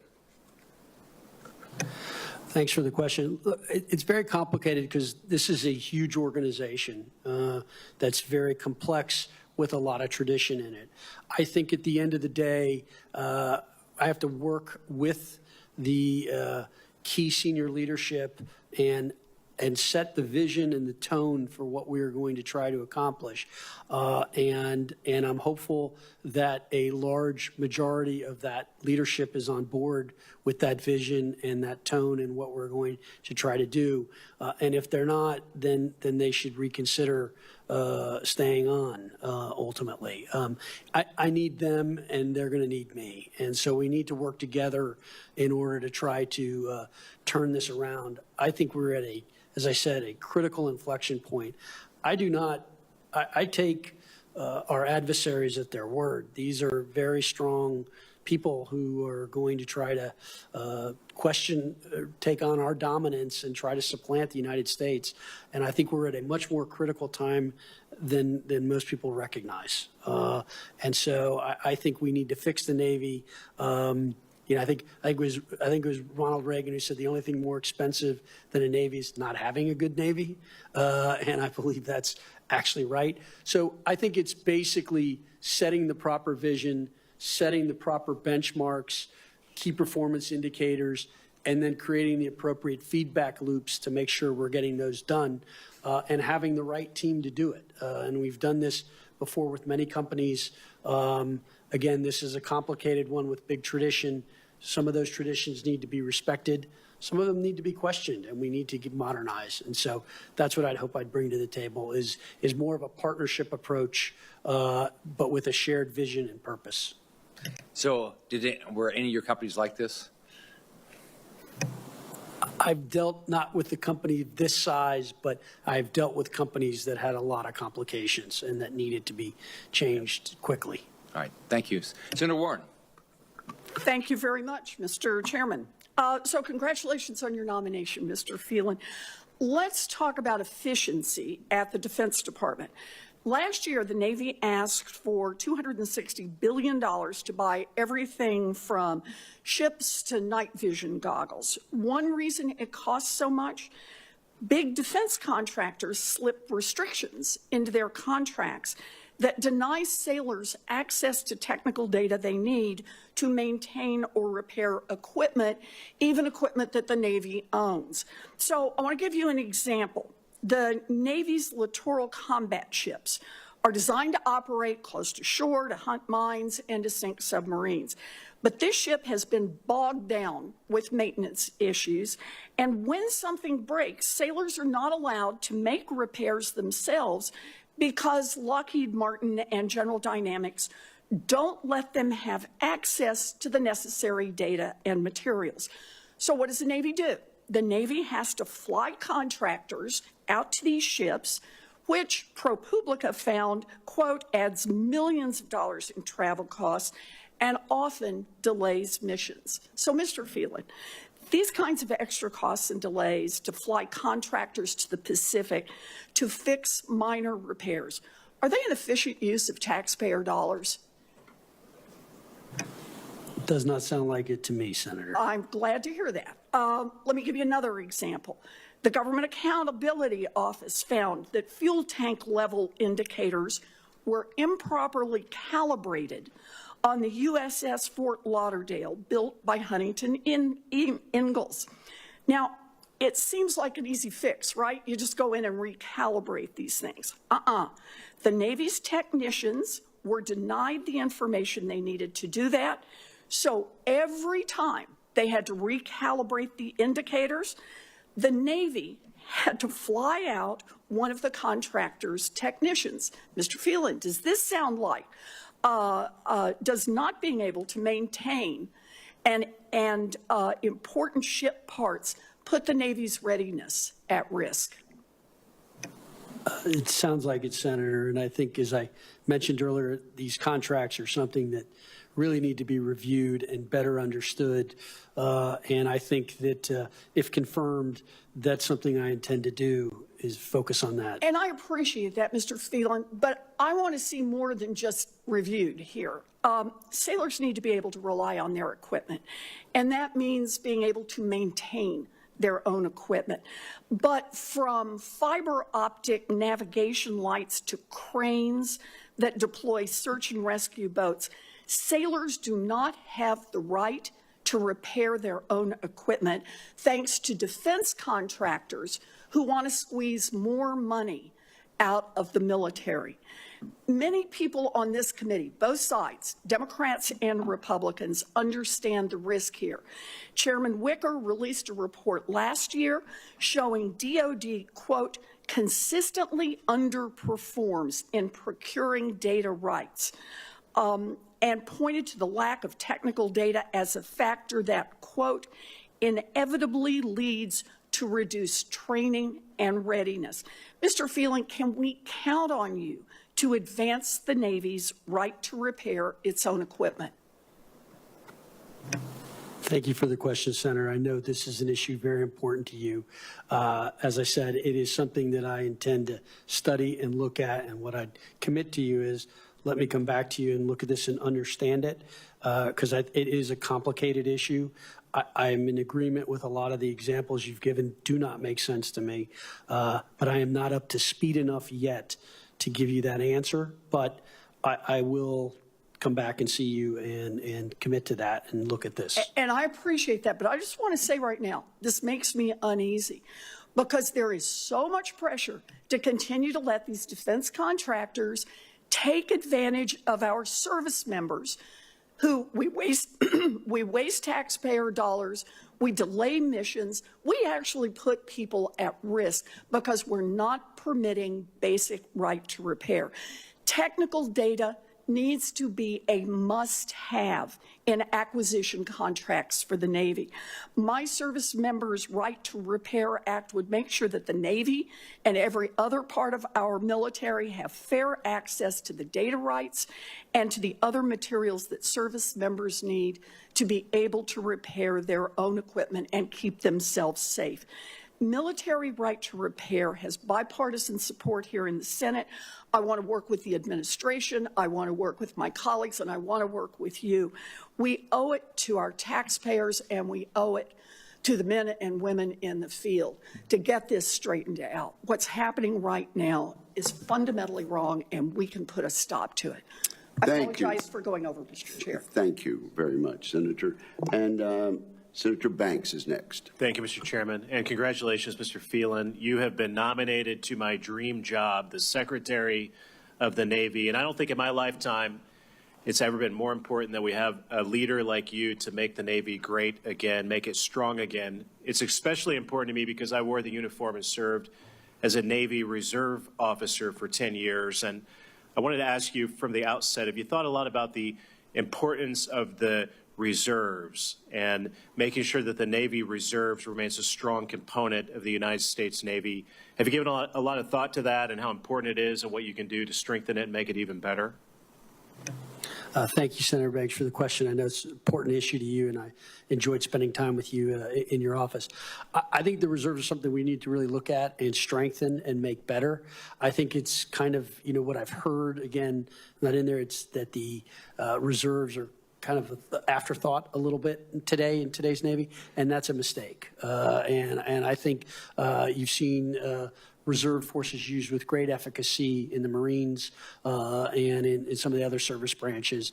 And I think that's something to be looked at. And if confirmed, I look forward to working with you on that and getting some ideas. I appreciate your commitment to that. I deployed to Afghanistan as a Navy Reserve Supply Corps officer. The Navy Reserves gave me an opportunity a little bit later in life than typical military service to use skills that I had, experiences that I had to contribute to wear the uniform, to serve my country, never thinking that I would give 20 years and retire, but that avenue to service is what the Navy Reserves, the reserve component, is all about. And I look forward to work. I appreciate your commitment to making sure that everyone in the Navy organization understands how valuable the reserves are and work together to strengthen it. The other thing that we talked about in my office and want to talk about today is the historic recruitment crisis in the United States Navy.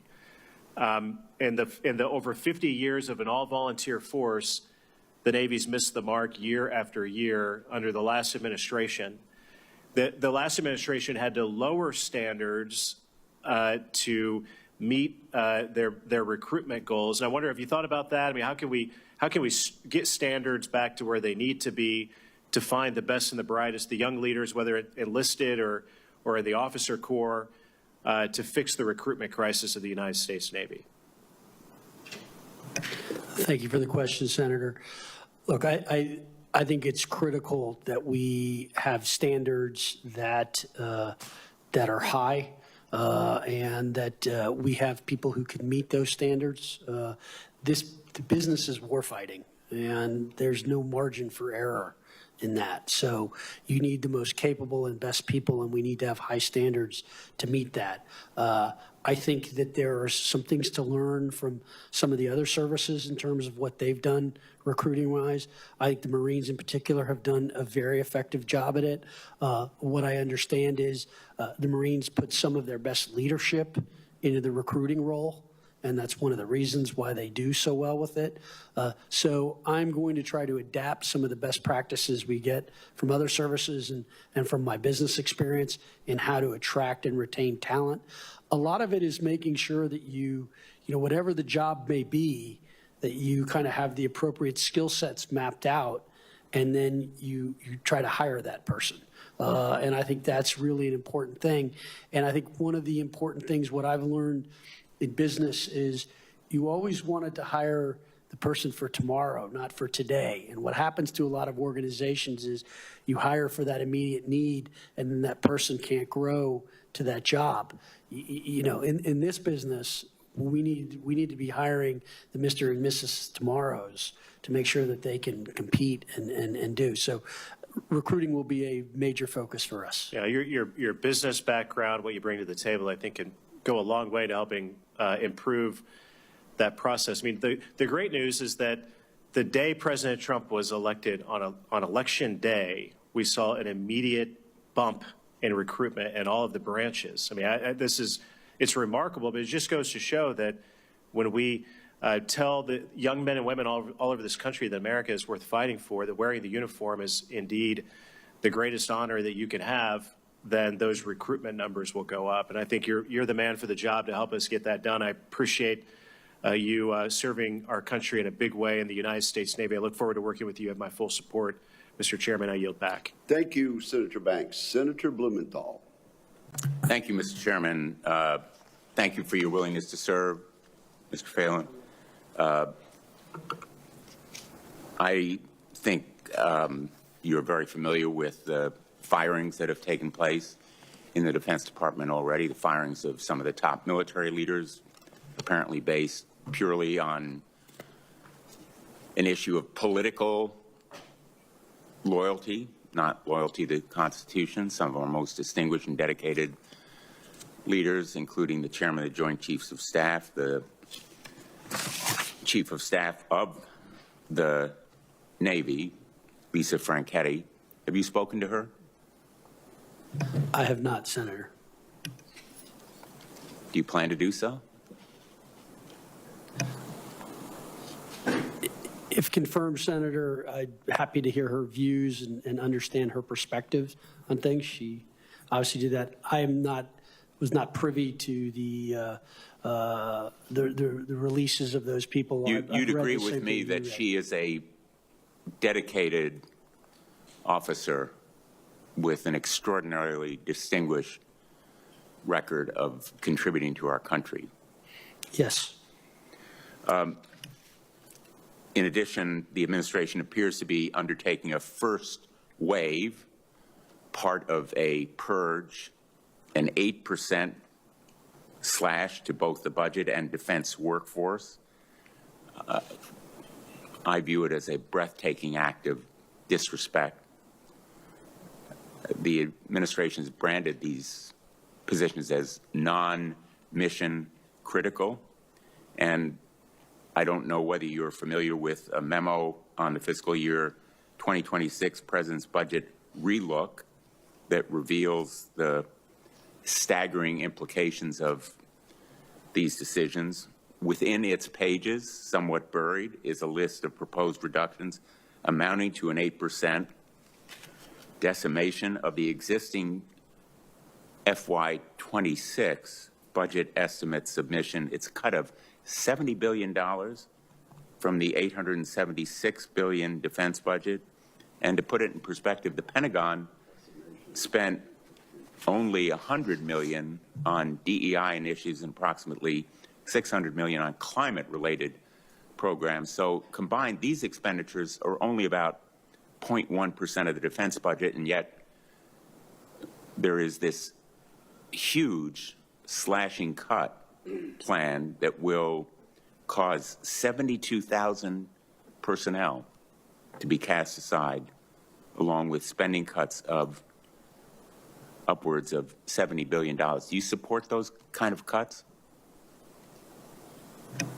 Thank you for the question, Senator. As I understand it, it is the budget, these proposed budget cuts were put in for planning purposes and then to basically redirect assets from non-war fighting elements. That's why I'm asking you, do you support those cuts? Senator, I don't have enough familiarity with them to tell you whether I'd support them or not support them. Well, would you walk into a corporation, you've taken over many, and you've turned them around, knowing that already a decision had been made to slash your workforce by 10% indiscriminately across the board, and you had no say in that decision? Again, Senator, I'm not privy to how they got to their conclusions on this or what they did or what the criteria was, so it's difficult for me to comment on it. Well, would you walk into a situation in a deal, you've done many, you've turned around corporations where there was a 10% slash in workforce before you even started? Again, Senator, I don't, it's a hard question to answer because I think typically you know, I think that is probably a no. I don't think any expert business person in your line of work would do it. Would you agree with me that the concerns about politicization of our armed services are well-founded given the kind of firings that we've seen? Senator, I don't believe politicization should be in the military, and I don't believe those actions were politicization, but I don't know. Again, I wasn't part of them, and I've not had any discussions around them. Thank you. Thank you, Senator Blumenthal. Senator Kelly. Thank you, Mr. Chairman. Mr. Phelan, thank you for being willing to do this very important job. The Navy, in particular, means a lot to me. I spent 25 years on active duty in the United States Navy, one of the great fighting forces in the world. I understand earlier you mentioned my Ships for America Act. I appreciate that. Senator Young and I and House members are working on bringing back the U.S. Merchant Marine from its rather dismal state of about 80 ocean-going merchant vessels to something much larger than that. Our adversary on the oceans, China, has 5,500 ocean-going merchant ships. We have 80. We've got to rebuild this industry. It's a national security and economic security issue for us. So thank you for bringing it up. Look forward to getting your feedback on the legislation. But what I want to discuss now is something more specific, a weapon system called SLCM-N, the nuclear version of the submarine-launched cruise missile that is sort of being debated. I want to make sure we're clear on the direction of the system and understand the opportunity costs that might come with fielding it. So if we field SLCM-N, it would likely necessitate removing some conventional munitions from Virginia-class submarines and making some significant changes to the security systems, the launch control systems within the submarines. And that is concerning to me if we wind up in a conflict in the Western Pacific with China. I don't think that conflict is inevitable. One of our great advantages over other navies is our submarine force. So, Mr. Phelan, given the cost and operational challenges, do you believe the SLCM and the nuclear-armed sea-launched cruise missile program is worth some of the trade-offs? And if confirmed, what direction do you plan to take the Navy in with regards to the integration of this missile? And do you think we need it for deterrence? Senator Kelly, thank you for the question. I did appreciate time we spent in your office and your viewpoints on this. I thought were interesting. I think, look, I've not been read into the program, so I don't have classified information, so it makes it a little difficult for me to ask you. I know there's very strong debates on both sides as it relates to it, and I look forward to working with the Secretary of Defense to come up with what we hope will be the optimal answer as it relates to it. So if confirmed, I look forward to working with you on the program and better understanding the pros and cons of it, and hopefully coming up with the best solution. Yeah, it's a big decision. It's one of the, I'd say, bigger ones that Navy has to face with regards to a weapon system.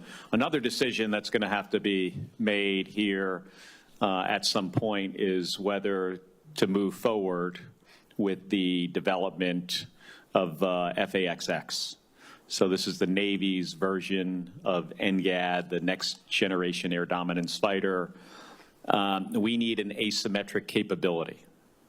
My view on this in trying to penetrate the A2AD bubble that China has built in the Western Pacific is we need a capability that can fight its way in. Right now, the F-35 has fantastic capability, very hard to see on radar. I mean, its stealth qualities of that airplane, are not matched anywhere else in the world. But China continues to build significant weapon systems, surface-to-air, air-to-air missile systems that have much greater range, ways to detect fighter aircrafts. This is changing very, very rapidly. So I'm not going to ask you a question on this. I just want some reassurance that you, understand the challenge in the Western Pacific, that we can't just replace this stuff right now anyway with unmanned systems. Hearing some of that from some corners of the administration where the thought is that we could just do all this stuff with drones. We can't. We do not control the electronic warfare environment the way we would need to do that. I think someday we could get there. I just don't believe now's the day. And with the Chinese, some of their innovation, there are areas where we've traditionally stayed way ahead. I'm concerned that we're getting to the point in some of these areas where they are catching up. And these are the kind of things we need. So thank you. I look forward to working with you on it. Thank you, Senator Kelly. No doubt Mr. Phelan is now quite aware of your views on this issue. And they make a lot of sense. Senator Hirono. Thank you, Mr. Chairman. Welcome to you and your family. I asked the following two foundational questions relevant to fitness to serve of every nominee before any of my committees. Since you became a legal adult, have you ever made unwanted requests for sexual favors or committed any verbal or physical harassment or assault of a sexual nature? No, Senator, I've not. Have you ever faced discipline or entered into a settlement relating to this kind of conduct? No, Senator, I've not. Mr. Phelan, I represent Hawaii, which is the locale for INDOPACOM, the largest AOR critical to our nation's defense. I'm glad that you testified that politics should not enter into how the DOD is run, and of course the Navy, but we have Elon Musk with his chainsaw cutting government programs and eliminating positions without any transparency or criteria. Do you think this approach will hurt Navy strength and readiness? Thank you for the question, Senator Hirono. That is a yes or no answer, please. It's a hypothetical question. I don't actually know what DOJ is doing and how they're doing it. I'm not privy to that, so I can't really. Okay, that's kind answer of that amazing question. because you're going to lead the Navy, and not to insult you or anything, but I don't think you need a lot of information to conclude that a slash and burn approach to programs and personnel is the way to go. In 2021, a massive and devastating leak at the Red Hill Fuel Storage Facility contaminated Oahu's drinking water. 93,000 people were affected. They had to move to hotels. Some of them left the state altogether. And it certainly hurt the military's reputation, although it was actually a naval facility. But for the people of Hawaii, they don't need to make a distinction between something that the Navy was responsible for versus the Army or Air Force or the Marines. So it's taking a lot to rebuild the community's confidence in our Navy. So ultimately, the senior DOD leaders made the correct decision to defuel, and permanently close the facility, a complicated, as you can imagine, ongoing effort being led by the Navy's closure task force. And it's scheduled to complete in 2028.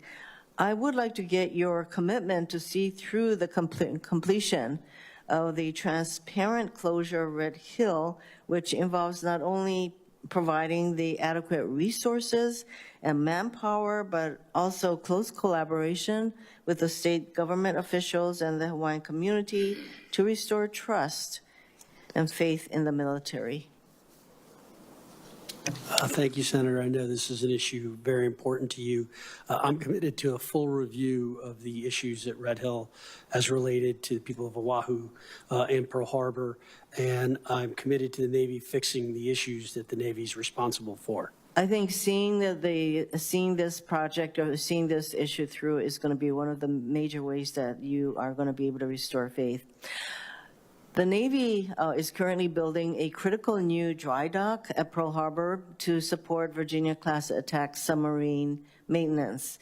And this construction project is the largest in DoD history at nearly $4.5 billion, but has been beset by significant cost overruns, including an $834 million.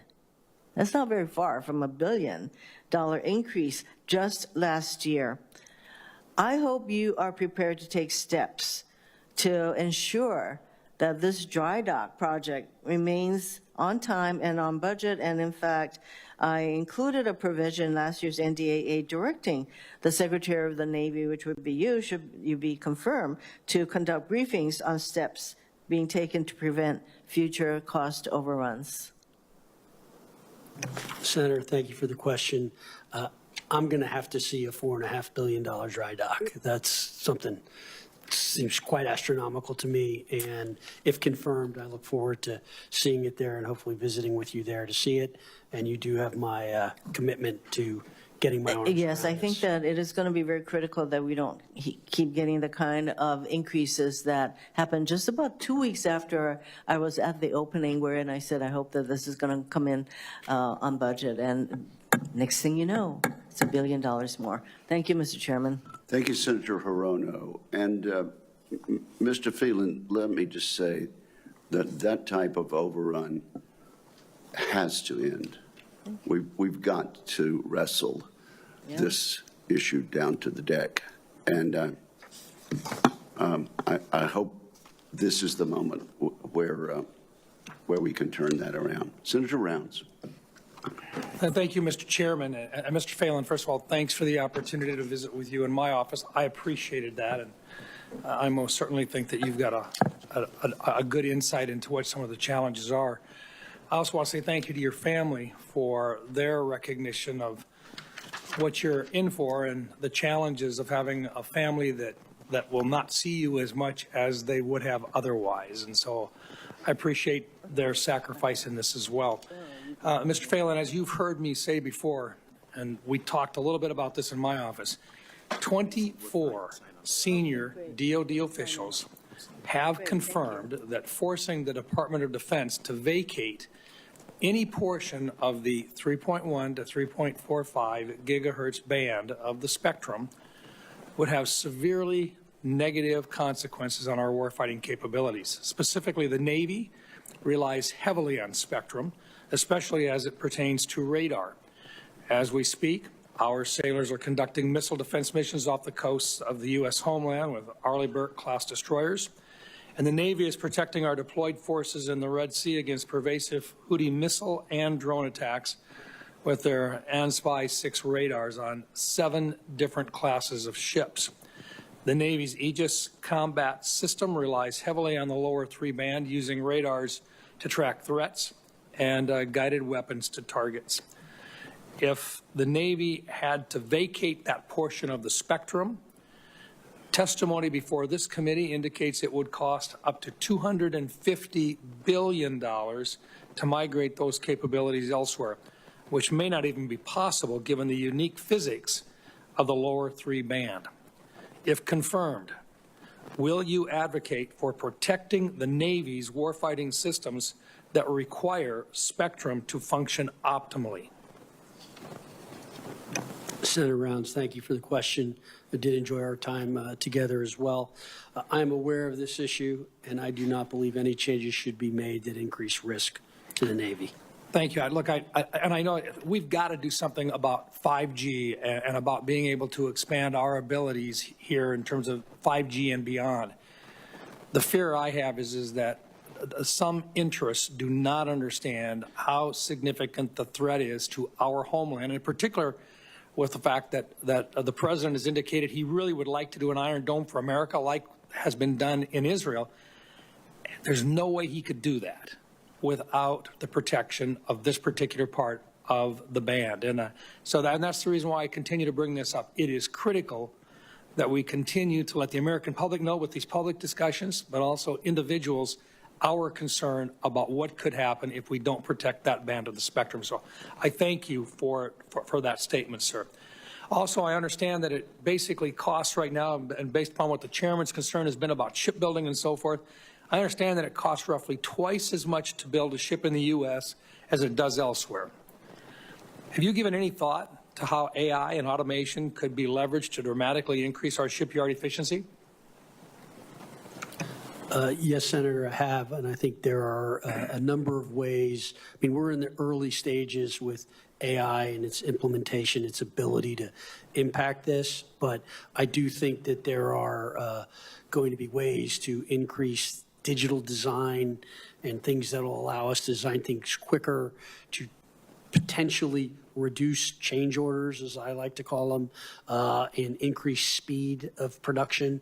I think there are a number of things being done with 3D printing that we need to be looking at, particularly as it relates to parts and things along those lines. So if confirmed, I look forward to working with you in this committee on some of the more technologically advanced ways we can increase manufacturing and help get our shipbuilding base in order. Thank you. I've got language, by the way, in the NDAA, the FY25 NDAA that would require the Navy to use AI-enabled software to optimize workflows at one or more of the shipyards. And I'm just hoping that that would be something that you would support, and it sounds like you would, so I appreciate that. Let me just finish with this. Analysts agree that there is a growing potential that our next great conflict will be a multi-theater conflict involving multiple near-peer adversaries. If confirmed, what steps would you take to prepare the Department of the Navy to simultaneously execute and sustain operations across multiple regions while maintaining readiness and deterrence globally? 2 theaters, not just one. Thanks, Senator, for the question. Look, this is a critical thing, and I need to work with the combatant commanders, the CNO, and the Commandant of the Marine Corps.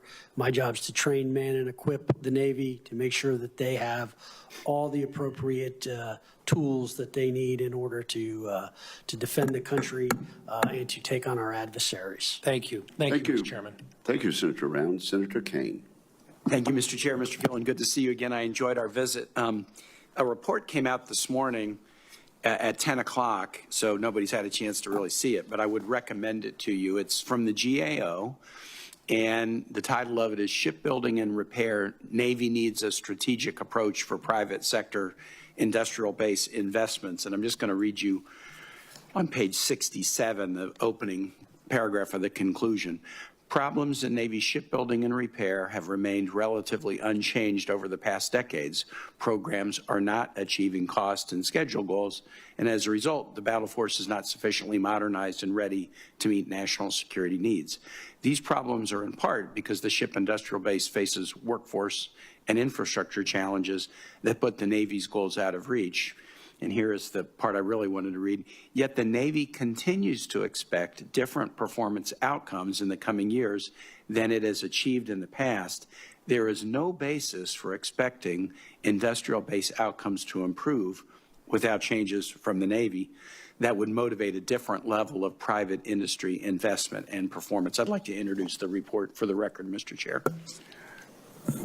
Without objection and with a hear. Yes. It is so ordered. And I think that this is something you're going to want to read, although much of it seems to track things that we discussed. You're a non-traditional appointee for this position, and that can be okay if the tradition is not working. And I think the punchline in this report is the tradition isn't working. I explained to you that having been on the committee now in my 13th year and always been in the sea power space, that I've kind of operated on the assumption that if we just do our job here on the resource side, the Navy and our innovative private sector will deliver a product successfully. And I've been wrong in that assumption. It's not worked. I mean, last year, we not only had a robust defense budget, but we joined together in a bipartisan way twice in the year to bulk it up, once in the April supplemental package and then once at the end of the year. So just putting more money into the bucket without changing how we're doing things, I now have completely lost confidence that that's going to solve the problem. So that leads me back to you. You're a non-traditional nominee, but you're nominated for a position where the tradition doesn't seem to be working. And so that makes me intrigued with what you might do differently than has been done in the past. When the president asked you to do the job, I know you guys, I don't want to really get into the substance so much, but he asked you for a reason. There were other people he could have asked. In the discussions with the president, what do you understand to be his priorities for the Navy and why he would think that you would be the right person to carry out those priorities? Thank you, Senator, for the question. I did enjoy our meeting as well. I don't think I could say shipbuilding enough times in terms of the president's priorities, as he's made it very clear. I think what is missing from what I can see is a sense of urgency. It's kind of, we're just going along and it's kumbaya. And it's almost as if you're waiting for a crisis to happen to ignite things. And I think in the business of warfare, that's a dangerous place to be. So I think why the president selected me is I will bring a sense of urgency to this. I will bring a sense of accountability to this. I'm good at setting up feedback loops. I'm good at creating accountability and making sure people execute. I'm good at rewarding performance. You perform, you move up. And I think those are all things that need to happen and need to be looked at again. And I think that sense of urgency is important. You know, again, I jokingly mentioned earlier in the hearing, the president did text me, I think it was 1:18 in the morning, of like 3 rusty ships in the yard and said, what are you doing about this? This is terrible. How can this exist? Mm-hmm. He's very focused. You know, Senator Wicker initially asked, do I still want the job after hearing everything? He's a demanding man who wants things done, and it will be a challenge. But I think the Navy needs to recognize that. And I think one of the keys is you have to develop a strategy and a vision. And then you basically have to come up with a force goal. So that strategy is going to drive the force goal. So you sit down with the combatant commanders and come up with a force goal. And then you got to make it affordable. So we're going to need to make trade-offs. We're going to need to look at what's working, what's not working, what legacy systems no longer matter, what other conflicts have we seen things happen that is going to inform what we should do. I'll say on that one, one virtue of being a newcomer to this in some ways is you're not attached to a legacy system because it was the system that you trained on and that you have a particular loyalty to. I'm over time, but I'll just say this to conclude. I'm heartened to hear, I don't mind criticizing the president when I think he's wrong, but when I think he's right, I'll say it, and I think shipbuilding is a focus, shipbuilding and ship repair. And one of the little pluses in this report is they actually say that we've gotten better at ship repair in the last 5 years. Still got a long ways to go, but we actually have shown some improvements. So there may be some improvement strategies that we could think about and then, apply to shipbuilding. I'd love to go with you down to the shipyard in Norfolk sometime, the public shipyard and the Huntington Ingalls shipyard where we build carriers and subs. With that, Mr. Chair, I yield back. Look forward to that. I think you'll be doing a good bit of traveling to shipyards, Mr. Phelan. At this point, I ask unanimous consent to enter into the record a number of letters supporting the nomination of Mr. Phelan. The first by Thomas J. Mundell, President and CEO of the National Medal of Honor Center for Leadership. The second being a letter signed by Melissa P. Allen, President and Chief Operating Officer, and Stephen D. Cashin, Chief Executive Officer of the Third Option Foundation. The third being a letter from Robert Sweetman, Navy SEAL, retired, the founder of the Creed for Peaceful Warriors. Fourth being a letter of endorsement from Jim Hake, on behalf, founder and CEO on behalf of the Spirit of America. And finally, a letter of endorsement from Pam Zimbiak, widow of Major Doug Zimbiak, known to many as the Lion of Fallujah. Without objection, those letters will also be entered into the record. Now, one final question. Mr. Phelan, regarding nuclear submarines and shipbuilding, nuclear submarines are some of our most formidable weapons. We must get these programs back on track. The Navy developed an innovative contracting technique called SAWS, S-A-W-S, Shipbuilder Accountability and Workforce Support, SAWS. The goal of SAWS is twofold: to invest in our shipbuilders and to free billions of dollars over the next 5 years to support the shipbuilding industrial base. Regrettably, the last administration did not move forward with this plan, which has broad bipartisan support. Mr. Phelan, you've said today that we have to end business as usual. So will you commit to discussing with me soon after confirmation the benefits of SAWS? Yes, Senator, I look forward to that. Thank you very much. And if there are no further questions or comments, this hearing will soon be adjourned, but I must say some magic words. For 2 days. Yes. The record will be open for 2 days. It's right here.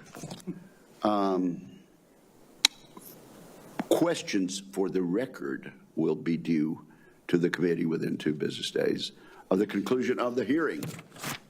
Without objection, we are adjourned. Thank you, sir. Thank you, Senator.